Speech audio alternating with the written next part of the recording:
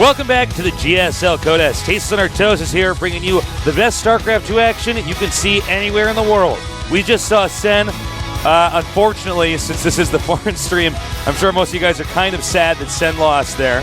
Well, but really, there's no shame in losing to no matter GOMTV. what stream it is, I think Sen is just a world-renowned, good-mannered Gosu player. Yeah, Everyone's absolutely. sad, Tasteless. I mean, GOMTV played pretty damn well. Dude, GOMTV is so good. I wouldn't worry about Sen too much. He's not completely out yet. He can still come back. And you know, Sen is somebody who doesn't get too beat up over a loss. No. I mean, some players are absolutely destroyed inside, losing a game. He's been around for so long.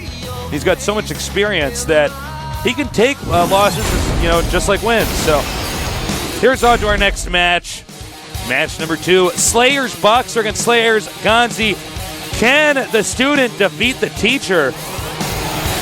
Well, he has the potential to, Tasteless. Yeah, he does. GanZI is a macro machine. That's where Boxer falters a little bit, but Boxer is really smart. The game is starting. It's on Esports Vision's Cloud Kingdom. Congrats to those guys led by Diamond. It's a great little weekly Korean Cup tournament. Check that out if you haven't seen it. Great map. We have a really map great from map. them. So it's exciting to kind of expand our map base here as we diversify ourselves here at GOMTV.net. Now, Slayers Boxer and Slayers GanZI, the Slayers in their names, that's not a coincidence. They are teammates here. One old school, one pretty new school. Who will win?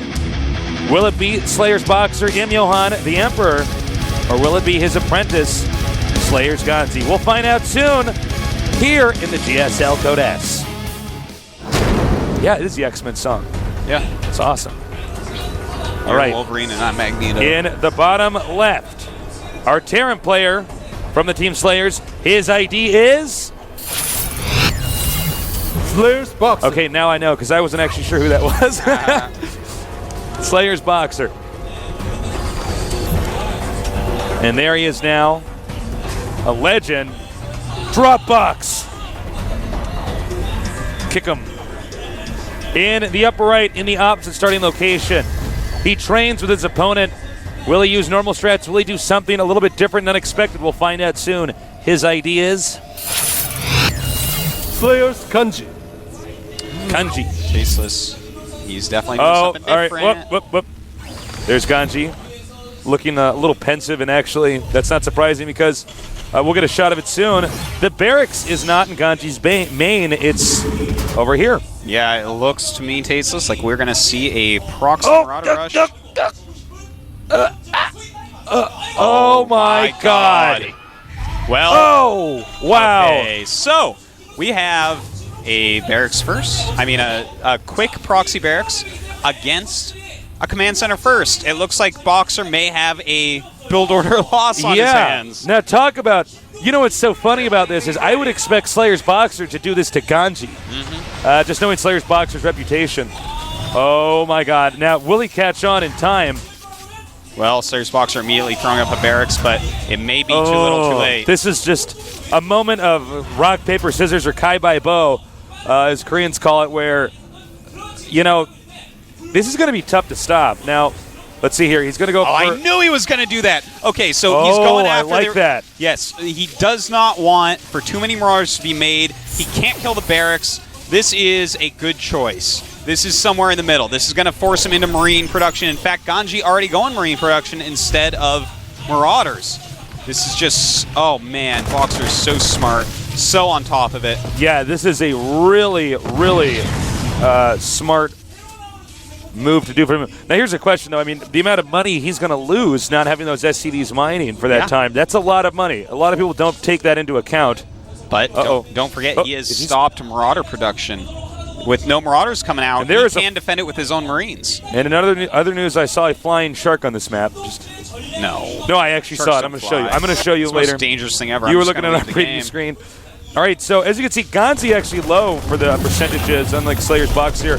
And again, these are SCDs that are not mining. Yes, he held off the rush, but is Slayers Box's economy going to be able to recuperate after having that many SCDs off of minerals? Well, you know, he's going to jump up as far as economy goes pretty quickly here as his second orbital finishes up, and he can go ahead and start dropping a lot of more mules than his opponent. Of course, GanZI right now, without a barracks at home, is not going to have that many units. Slayer's Boxer now just has to scout what is coming and how do I stop it. And it looks like he will be going for Banshees, and that's kind of predictable, I think, in this situation. It's not too shocking. No, not too shocking at all. And he's going to just expand behind that, which is fine as well. GanZI definitely wants to get his macro going. Part of me wonders if GanZI should have even moved that SCV out in that way, because that did give away the barracks. You know? Well, you know, I think the last thing in the world he was expecting was to see a command center right there, right on the low ground, you know? Yeah. And, you know, if he had built the barracks anywhere else or sent the SCV out in a different pattern or anything, if anything went different there, Slayer's Boxer might be dead right now. But as is, he dealt with it perfectly. He attacked the tech lab, realizing that he could fight off Marines, but he couldn't. Oh, my God. Oh, Slayer's what? Boxer is going for a counter attack with just Marines and SCVs here, and against just two, well, he's going to have a Banshee out and a Hellion. So, actually, I don't see this working that well. I don't know if I agree with this decision here. I mean, I'm happy to be wrong, but we'll see. I mean, the Banshee, of course, can kite very well.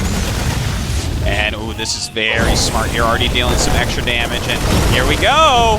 Oh, man, this is not going to go well for Slayer's Boxer. You sent up so many SCVs here. Well, I mean, he's getting a lot of damage dealt to those SCVs and Marines. He will get the bunker. The question now is that going to be enough? I mean, he's also... Oh, that was pretty sexy when he planted that... What is it, a bunker down there? Well, you know, the interesting thing is he allowed this to happen. He will clean it up now. But back in the expansion, the Banshee dealing too much damage. Exactly. You know, he could have kept the Banshee there and dealt with that a lot easier. Instead decided, no, I'll send the Banshee right on over and really exacerbate my lead by pulling back for a moment into my main base with the rest of my units and not using the Banshee. All right, the Banshee taking some hits. He needs to glide it over down to the bottom left side of the screen. I don't think... That's as bottom left as you can get that's as here. bottom left as you can go.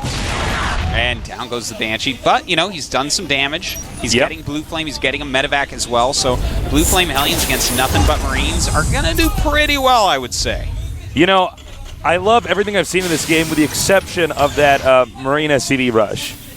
I don't know what he thought his opponent had, but it just doesn't seem like that's going to work out that well. You know, I think he saw that and decided, okay, well, it's only 2 Marines in a bunker, but the couple Hellions mixed in there made it just so easy, especially with GanZI making the right choices. Ready for done. Yeah. He sent the Banshee across to deal additional damage to Slayer's Boxer, and then just pulled back, let his bunker die instead of overcommitting, trying to save the bunker. A lot of players will just send all their SCVs and repair the bunker, be like, we gotta live right here. Exactly. No, you can pull back, get a couple more Hellions, and deal with it easy peasy, lemon squeezy. Well, we'll see. It looks like he may load up some additional Hellions into this drop, or he may actually just drop into the main and then try to send the Hellions into the front. Uh-oh. Click on the rocks for a second. Oops. But then again, this with the Marines outside, maybe this drop is going to do more damage than expected. Well, it's only 1 Hellion and a couple Marines in there. Nice reaction timing there by Slayer's Boxer. And even if he can kill 2-3 SCVs and get away, he's going to be fine. In the meantime, Slayer's Boxer walking across the map with a force that really can't do anything. And he's going to... Is he going to go for it? No, I guess not. You have SCVs going into the bunker. Kind of a weird plays by Slayer's Boxer here, walking across the map so quickly with that, you know, against Blue Flame Hellion. And in fact, now GanZI even going for Cloak and Mech. So GanZI is just going for a really great unit composition. Meanwhile, Slayer's Boxer, he is finally going up to medevacs, but he doesn't have a lot going for him. No, he definitely doesn't. And I do like GanZI. Oh, see, there's a flying shark, Artosis. I still don't believe you. Oh, God. I'm never going to catch it, Jesus. All right, so we have the drop coming in here again. And what he wants to do is whittle down not just the SCV count, but take out some Marines or soften them up. Oh, my God, there's a flying shark on this map! Yeah, see, I told you. You finally found it with the preview screen. That's scary. The Zerg need to infest it. Seriously. Get a flying shark unit. It's even quicker than an Overlord. All right. So, we do have Blue Flame Hellions in a medevac. Of course, Boxer has some good defense against that right now. And, you know, I really like what GanZI is doing here. He's going for the mech. Of course, mech just so cost efficient. Yep. Slayer's Boxer, though, you know, he's a player that goes mech a lot in this matchup. But this game, he's decided to go for the heavy bio play. And we'll have to see how well Slayer's Boxer can actually maneuver these units, because if GanZI plays a Turtley style for a little bit, or hits one of these really deadly timing attacks with his mech, you know, Slayer's Boxer is going to be in a world of pain. If you notice, they spotted, due to that turret placement, he could not land just on the left side. Looks like he might be landing on the center right. Oh my god, and we have a drop right now. That was really fancy, dropping Blue Flame Hellions and using a Cloak Banshee. Now, there's no stim yet. He hasn't even started stim yet. So, it's hard to just suddenly kill all these units. And Slayer's Boxer is, oh man, he's taking a lot of damage. Look at that. I mean, this position here for the Banshee is perfect. He's going to probably scan now, but... Oh, does nice. kill it. Does kill it. Well, as is GanZI just going home with his drop. Decides he doesn't want to lose all that. It can get scary, you know, there could be a Viking on the way, so you can't leave that around for too long. Also making some Ravens now, as he does need with the mech army against Marauders. Okay, he's going to move out again here. Marauders and Marines. And, you know, one advantage about Marine Marauder in the early and the middle game is that you have mobility against mech. The problem is that as the game goes on for longer and longer, eventually Terran's going to have, you know, 13 to 14 siege tanks. And your bio army is just going to melt. Yeah, it is going to evaporate. So, you know, you have to use the mobility of the bio units. Try to catch Terran either unsieged or out of position, splitting his army incorrectly, maybe do some drops. And a lot of it is, you know, on the bio player's shoulders, but I think even more of it is on the mech player's shoulders. Yeah. Does he cross every single T and dot every single I in his play? And his lowercase j's. Don't forget about his lowercase j's as well. If he's from one of those countries with the double dots over the O's, does he put those up there? Yeah, you got to take everything into account. Oh, man. No. Looks like he was not even sure. It looked like the reaction there was a fear of stim. Yes, it was. He was actually saying, okay, if he stims, I'm going to lose everything. Now, that didn't happen. Well, little does he know, stim is not even halfway beautiful. done. Look at the placement of the depots next to the bunker. Nothing can get by there that's a Hellion, for instance, but Marines and Marauders can squeeze through. Yep. That's very subtle, but very important to take note of. Yeah. It's a great depot placement for this matchup if you're going to be going against someone using a lot of Hellions. Now, Slayer's Boxer, this is really an interesting spin on Marine Marauder against mech. He's really skipped a lot of his other upgrades to get the plus attack and plus armor quicker. He's already going on 2-2, and in fact, he's getting ship plate, which is like crazy cool. And of course, that's going to help out in Viking Wars amazingly, as they do have you know, double shots. It's going to take off 2 from each one armor. All right, looks like our mech player's moving out. Oh, and he loses the Raven. That is huge right there. This is a lot of units coming in, and those Marines are going to be fried pretty quickly. I love the Banshees here doing so much damage. The Vikings, doing so much damage, driving out the medevacs. And here comes the big ball. He needs to be sieged up. Oh, man, and you know, Slayer's Boxer still didn't have stim there. If he had stim there, I guarantee you he would have spread stimmed and hit into that. But as is, he could not. And of course, if that Raven was still around, then that would have been a bad choice as well. I do like how he's hiding the Vikings. So that there's going to be this huge surprise all of a sudden for a mech player when he's like, what? Yeah, absolutely. Where'd these Vikings come from? And it's going to allow him to keep his medevac count up because, Tasis, I know you love it, how with mech, oftentimes those Vikings just pick off medevacs left and right. It's really hard to keep them going. Right now, the supplies for these two players very close to each other. GanZI already has his third base, as does Slayer's Boxer, but GanZI has another command center on his way out already. Yeah, Slayer's Boxer is only just now making his. Note the number of medevacs is going to be pretty low here for Slayer's Boxer compared to what it could be because Slayer's Boxer is making mostly Vikings. And, well, GanZI right now taking actually his fourth base and his fifth base at once. This is kind of crazy. Uh-oh. We have an army moving out by Slayer's Boxer, and this command center is not protected. Canceled, but can he get this out in time? I don't know. He scans, he sees what's coming at him, and he may suffer some losses. Well, we will see a lot of siege tanks coming up to help deal with those Marauders, but not all the Marines die. He's got to be careful here. Is the command center dead? Yes, it is. No, it's not. God, he kept it alive. He saved it. Oh, wow. Well, that's a huge blow there for Slayer's Boxer then. Indeed, And he didn't really lose any tanks back there. The Hellions are quite replaceable. Yeah, but he did have to cancel that base in the top left that he was making. A Marine did go up there and find it. Slayer's Box right now done with his 2-2 upgrades. That is very quick. Meanwhile, GanZI has just +1 on the way on his siege tanks. Well, I have to say I'm surprised to see GanZI being this mobile with Mac, but he is managing to get the additional bases up here. As long as he can accurately monitor Slayer's Boxer's movement on the map, I think he'll be okay. Slayer's Boxer should be maxing out a little bit before GanZI, about a minute before. Yeah. By the way, Tasteless, the Viking count is getting out of hand for Slayer's Boxer. Talk to me. He has got 12 Vikings against the 6 of his opponent. He's got that +1 air armor, whereas his opponent has none. So, literally, the anti-air of GanZI, aside from his Vikings, consists of a single Marine with no upgrades. So, basically, he can fly in, kill the Banshee, kill all the Vikings in a matter of seconds. Hopefully, for GanZI, he'll land them.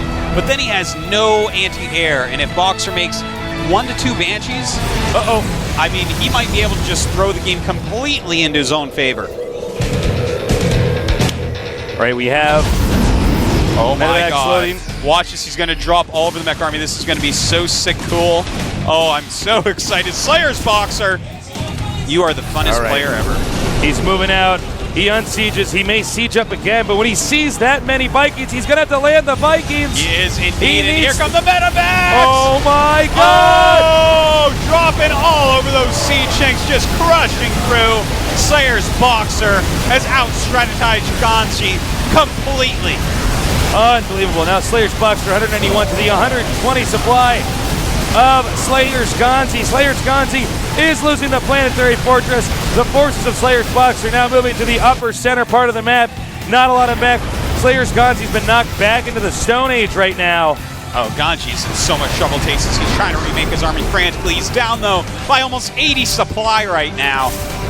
Boxer seriously has outthought GanZI here. He's caught off guard by the huge Viking switch that drops on his siege tanks. Just totally owned him up. It looked like he wasn't even watching them at that point, and you cannot be that cost inefficient.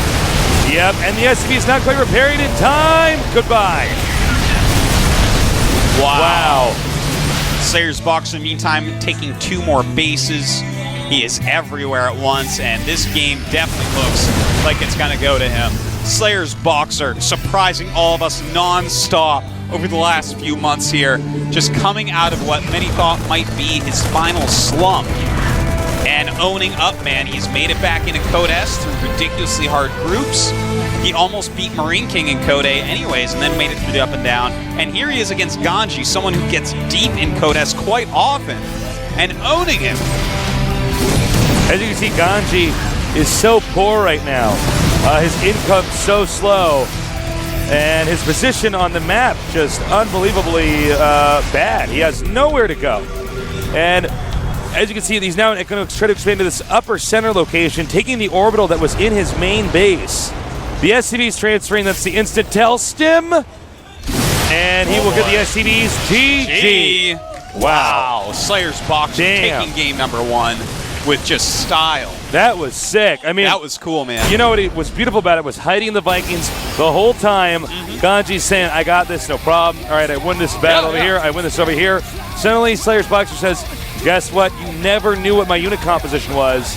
You weren't able to respond properly. That is very true. Exactly, Tasteless. And here's a few key points. 1, GanZI. He never continued his Viking production. It was very low. He only had 6 for a very long time. Normally with mech, we're going to see them go up in Vikings a little bit quicker. Another thing that happened, early on he lost his Raven. He kind of attack movement into some Marines, and that's painful because point defense drone there obviously can help out quite a bit. But it was a great move by Boxer, great tech switch. Not something that can work every game.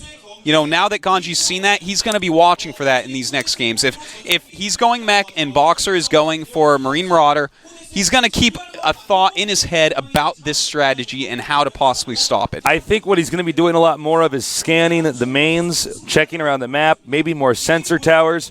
Because had he known that the Vikings were coming, he would have just made more Vikings of his own. Yeah. He looked at 6 and said, well, that's enough. I can kill Medivacs and anything else. Well, he didn't. Boxer never showed Vikings, so he just never made any more. It was a mistake, but it was well thought out by Slayer's Boxer. You know, he got that +1 armor so that he could go ahead and kill off all the Vikings of his opponent instantly. It was just a very quick, like, oh, you didn't scout this, you lose. Well, we're going to be going into game number 2 here and see if GanZI can come back right now. The Master defeating the Sensei. Slayer's Boxer with a little bit of a grin on his face. The Sensei is the Master. Oh, what am I saying? What is it? What is it if you're a Sensei? What is below that? Student? Student? No, there's a fancy word for it. I bungled it. All right, the next map's going to be Metalopolis. A very actually that's not Metalopolis. All right, we're going to see what the next map is momentarily in this Terran versus Terran. Slayer's Boxer against GanZI. I believe this is one of our new maps. Yes, yes. It is okay. Indeed. Its name is very much like Metalopolis. It's like Metaltropolis or something. I don't know. Maybe I misread it. I don't know. All right, don't look at map so names. Get ready for another awesome TBT here with Slayer's Boxer up against Slayer's GanZI here at the GSL Code S in Seoul, Korea.